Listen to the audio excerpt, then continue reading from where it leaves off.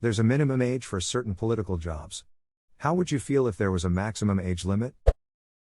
The Age Discrimination in Employment Act of 1967 would prevent any legislation on age caps for any jobs, but oddly enough, if you are under 40 you are not covered by this anti-discrimination law. I find it odd that an anti-discrimination law would so very clearly discriminate on the very thing it aims to prevent discrimination on. That is weird, lol. Everyone is equal. Except you, and you. Some are more equal than others. Animal Farm intensifies 4 legs good, 2 legs better. I just read this for the first time a few months ago. How are your ulcers from the seething nausea? We read this in high school and this one girl in my class completely missed the point. We were discussing it in class and she kept saying, "I don't get it, it's just about a bunch of animals on a farm." That might been the first time I lost hope for humanity. The trick to never lose hope in humanity is easy: don't have hope in humanity. Just have hope in 5 to 10% of humanity, and at least another 60% being metaphorical sheep, and we'll probably do all right on the whole. Yes. But many believe it takes a 70 to 88 years old to make decisions in a world that's rapidly changing. They've had their eras. And you wonder why things haven't changed for many.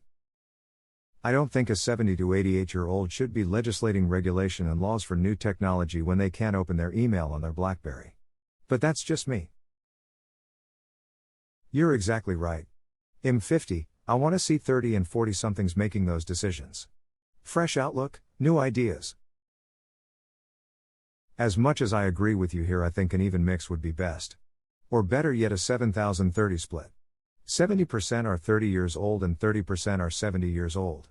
For real though, jokes aside, there's some things the old people know from experience that 30s and 40s wouldn't know. Most things could use a good overhaul right about now, but some helpful tips and tricks from the oldies could prove to be helpful to all the new ideas the 30s and 40s would bring in. I.e., older people. We tried that back in 1982 and here's why it didn't work. Some information the older crowd has could be used in helping to change things for the better quicker. An even better example: emo. You cannot make pension policy without pensioners. Younger people need to be involved in this, because usually, depending on the system, they are the ones who pay for it. But it is an issue people under 50 rarely care enough about to make policy on it. I think a good change for the system would also be if you select for the kinds of people you get into office. I think there should be a lot more scientists, because they often combine the best qualities. They tended to be older and have that life experience, but they don't need to be pushed to make necessary laws, 40 years after the scientific community has already reached a consensus. Younger people are always the ones passing for it. Even if it's a capital-based system, the younger people are the ones who work for the dividends the old people get. The problem is this ignores that truth about politics: it's up to the people. Is a candidate too old? That should be up to the voters. Is a candidate qualified? Should be up to the voters. There is no set of rules that can protect a population from an apathetic and irresponsible electorate. We have a lot of relatively young politicians that are mentally incompetent and/or corrupt, but that's because they represent bad voters. Unless more and better people commit to participating in the process, as it is, it won't get better. There is no magic rule, and the system isn't going to fix itself to become good enough to worth voting in. Spot on. People keep thinking about government like there is some panacea that can cure all social ills if applied correctly, while the best way to address many of those ills is for ordinary voters to act more responsibly. Term limits maybe. Term limits would solve the problem of the out-of-touch elderly making laws for the rest of us until they croak. I vote term limits.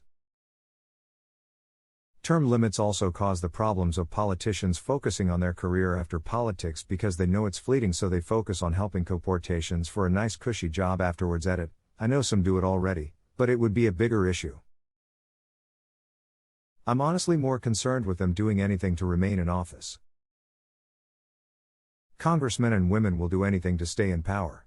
In fact, it's so bad. There was a book written by JFK exemplifying members of Congress who made the right decision and was voted out because their constituency didn't like it. If your book is about the select few people who did that instead of the select few people who didn't, maybe something needs to change. That would be a slippery slope to travel on. For one thing, the older you get, the less you are in touch with what younger people see as problems in our society. If we set up a maximum age, then that would nip that problem in the bud. But on the other thing, experience is everything. Hypothetically, if you had to choose between someone who has big ideas, but has very little idea on how to implement them, with no experience in politics, over someone who is experienced, had a few bad calls but overall worked for his constituents and is able to better life for them, you would probably choose the latter over the former. I feel like it would be beneficial if we would instead create a program that introduces people who would want to become an elected official, what the jobs entail, and how it works when you're in the position. This would better give younger people a more even chance at rivaling older politicians for elected positions.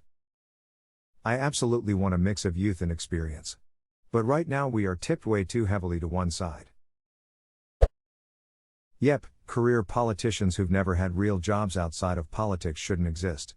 We need diversity of thought in the lawmakers, not just by inviting in special advisors who are experts in their fields then ignoring their advice as the UK government loves to do. I'd make it similar to how some places require elderly people to retake their driver's test to keep their license. Sure, an 80-year-old could be capable of legislating, but can he remember the name of the county seat he's representing? I'd make it similar to how some places require elderly people to retake their driver's test to keep their license. That just sounds like re-election. I meant something closer to a competency exam, because my only concern with very old people holding public office is decline in physical and mental faculties. In a happier world, incompetent people just wouldn't get re-elected, you're right. And I hope we get there. If you required the exam every time someone ran, then maybe. But that could also run into issues like who makes the exam. Because if it's not perfectly unbiased, it is just another version of the literacy exams during Jim Crow. The problem with term limits is that it encourages short-term thinking and planning. I disagree with any minimum or maximum age limit. People should be able to vote whoever they want to. Nah, there's a reason that we don't let 10-year-olds drive. There's a statistical age range where we view people as responsible enough and intelligent enough and developed enough to engage with society and potentially endanger it. For an age cap to take effect, there would need to be a statistical cognizance study to establish the top age of typical, probable decline. Once that's established, then we cap it there, and don't permit holding office or driving or whatever after that age. Will some people be okay after the age cap? Yes. Are some 13-year-olds smart and responsible enough to drive a car? Yes. But we don't let them because we have an established and accepted norm. I'm personally all for it, but it needs to be supported with math and evidence that certain age groups cause societal harm after a certain peak. I don't want either. Most political jobs should be decided by the will of the voters. If the voters want a really young person, so be it. If they want a really old person, then so be it. Doesn't matter if they are a bad choice. Democracy is a package deal and you take the good with the bad.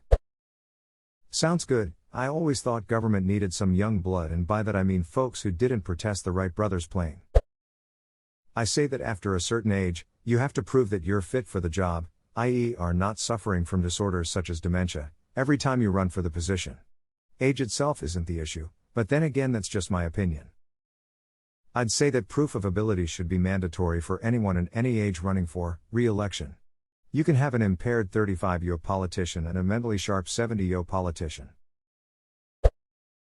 Whether you are talking about R. Mitch McConnell or D. Nancy Pelosi, I think the US could benefit from a slightly younger legislature than 70. I think term limits are a good start for both sides. I'm more concerned with top political posts not requiring mandatory previous experience in an elected office. I sincerely believe that not just anybody should be able to run for the highest offices in a country. I don't think it's okay to limit democracy. Aside from certain old people who have mental problems, I don't think we should put max age limits. Because you could have a perfectly functioning man or woman who could be banned from entering politics just because they're old. I think minimum age limits are okay. You are still forming your personality until you get to your mid-20s. 25 is a great age to start. I'd rather there would be an exam and psychological assessment instead. Minimum age limit doesn't cut it. For maximum age limit, no, but those above certain age would have to go through cognitive and psychological evaluations every few years or so, and only if everything is okay, they would be fine.